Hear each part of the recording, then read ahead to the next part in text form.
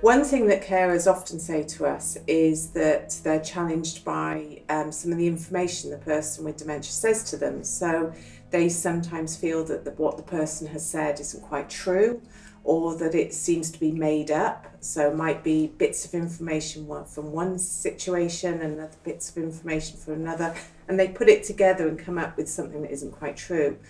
Also, carers have said how sometimes they feel they're being accused of things that they haven't done as well, and those things are really difficult for carers to deal with.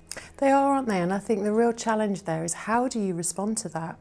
Because when you know someone has said something that isn't really accurate, your kind of compulsion is, you want to correct it, but actually we know that can be quite a distress as well. So it's really challenging to know what to correct and what not to correct. It's challenging, but also there's no sort of answer to it, is it? It depends on your relationship with that person, and each person has a unique relationship with another person. Sometimes we have people that we can argue with or we can disagree with, but other people, it's better that we just go along with it. So there is no right or wrong answer. But I think the one thing that is really noticeable is that if you argue about facts in general, then it tends to get us a little bit stressed and make us upset.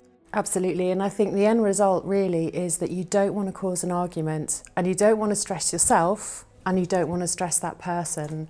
So I think for carers, sometimes it feels like it's going against their values, doesn't it? When someone says something which they think, I don't think that's actually true. But we know that actually it can be, does it matter? Does that thing matter that you're correcting? Is it important? Can you just let that go? Because there may be times when you really do need to correct someone because perhaps it's an issue of safety. So I think also it's about picking the moment, isn't it?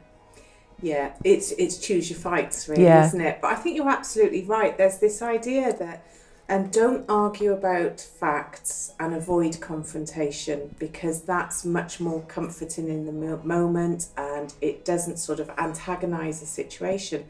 But the other thing that you said was that it goes against our values, and we're taught from the time that we're tiny children not to lie.